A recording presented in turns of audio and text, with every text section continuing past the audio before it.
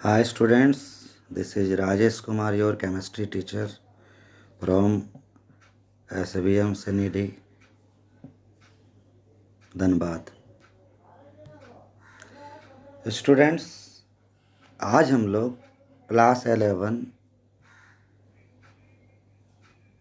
Some basic concept of chemistry के अगले भाग की तरफ बढ़ते हैं, जो कि है पार्ट 4। सबसे पहले हम लोग देख लेते हैं इस पार्ट में क्या क्या पढ़ना है।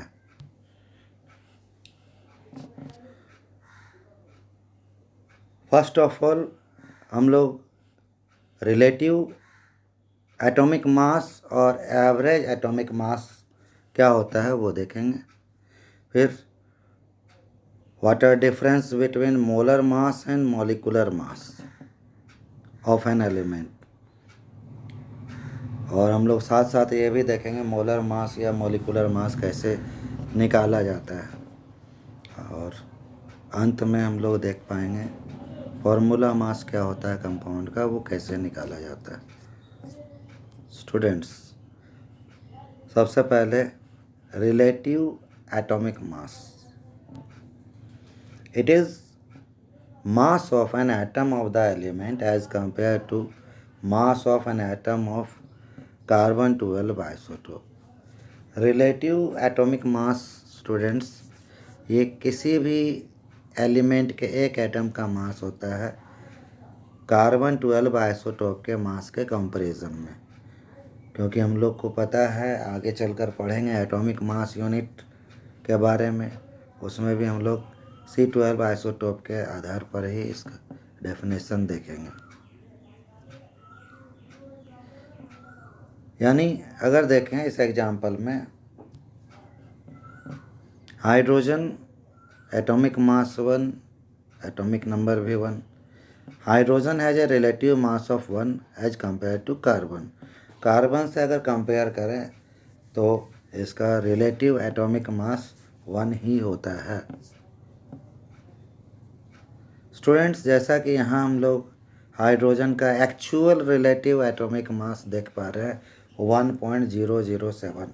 उसी तरह से पीरियोडिक टेबल में आप अगर देखोगे तो जो रिलेटिव एटॉमिक मास है वो आपको नज़र आएगा।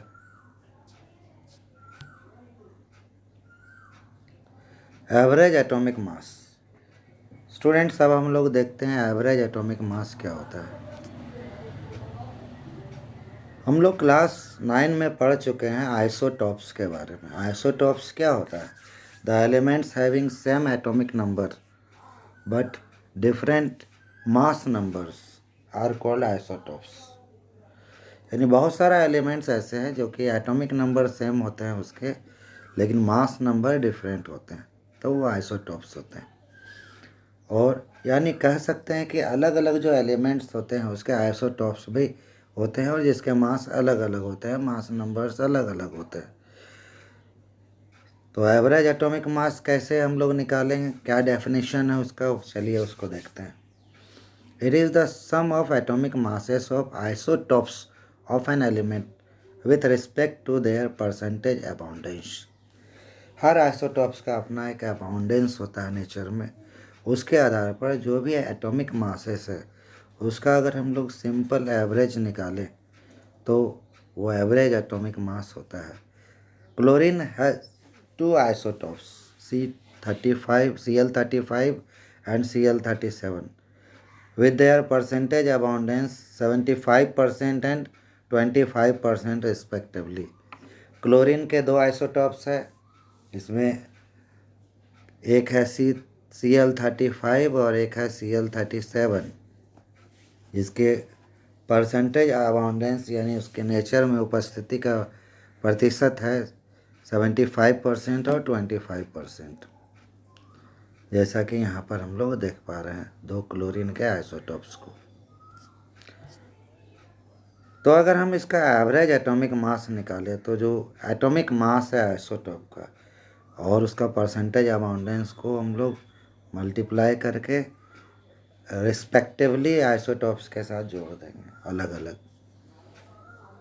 तो हमारा पास क्लोरीन देखिए, एटॉमिक मास फर्स्ट आइसोटॉप का 35 है, percentage abundance 75% plus second isotope के लिए 37 इंटू 25%।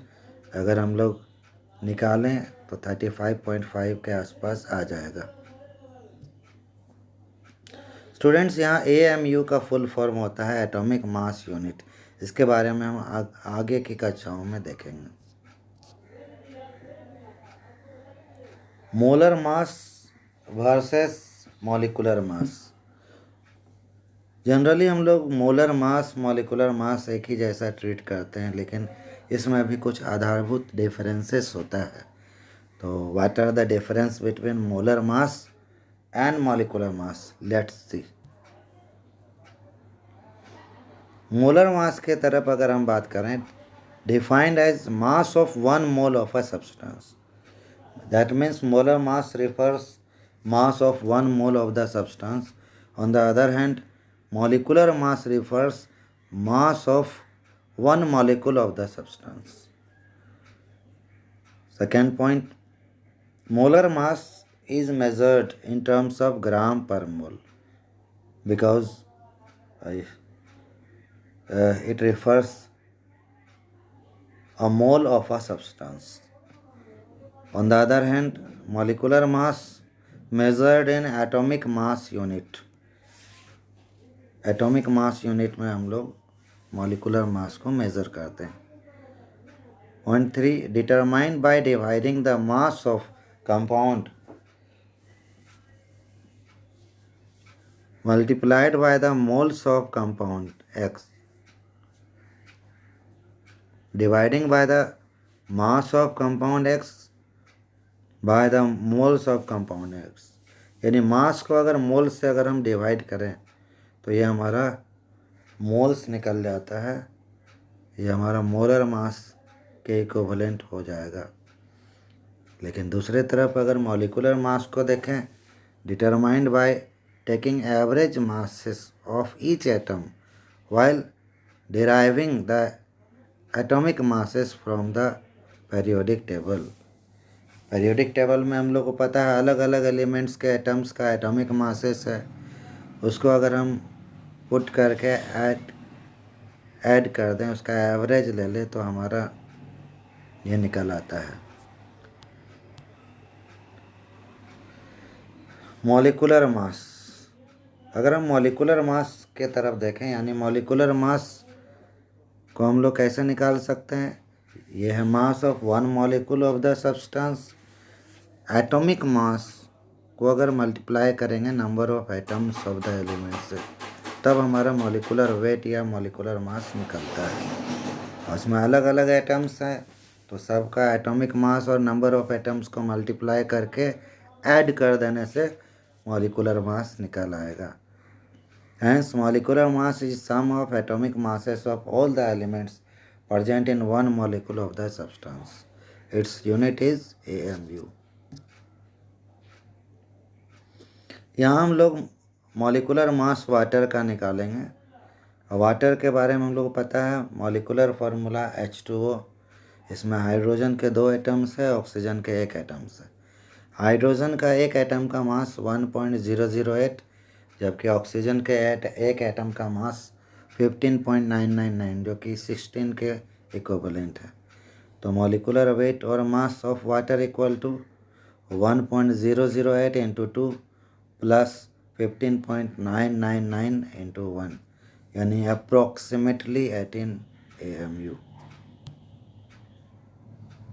और दूसरी तरफ हम लोग मोलर मास देख रहे हैं। Molar mass represents mass of 1 mole of the substance in gram, यानी कह सकते हैं mass of 1 mole of a substance is called molar mass of the substance.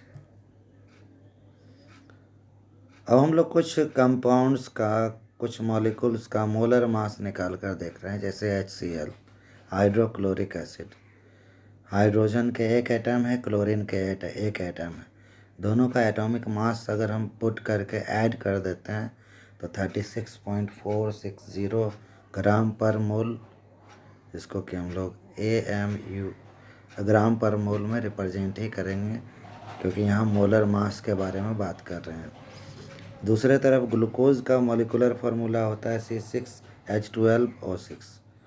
तो यहाँ कार्बन के 6, हाइड्रोजन के 12 और ऑक्सीजन के भी 6 एटम्स है। तो उसी तरह से रिस्पेक्टिवली कार्बन, हाइड्रोजन और ऑक्सीजन के जो एटम्स है उसका मॉलिक्यूलर मास को नंबर ऑफ एटम्स से मल्टीप्लाई करके टोटल ऐड करें तो 180.1446 ग्राम पर मोल आ जाता है, जो कि इसका एक्चुअल मोलर मास है। स्टूडेंट्स, अब हम लोग थोड़ा सा देख लेते हैं फार्मूला मास क्या होता है। Formula mass of a compound is the sum of atomic masses of all the atoms present in formula unit of ionic compound.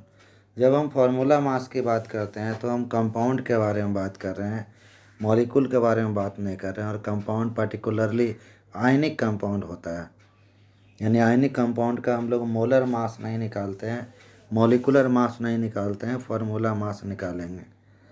Formula mass sodium chloride NaCl होता है।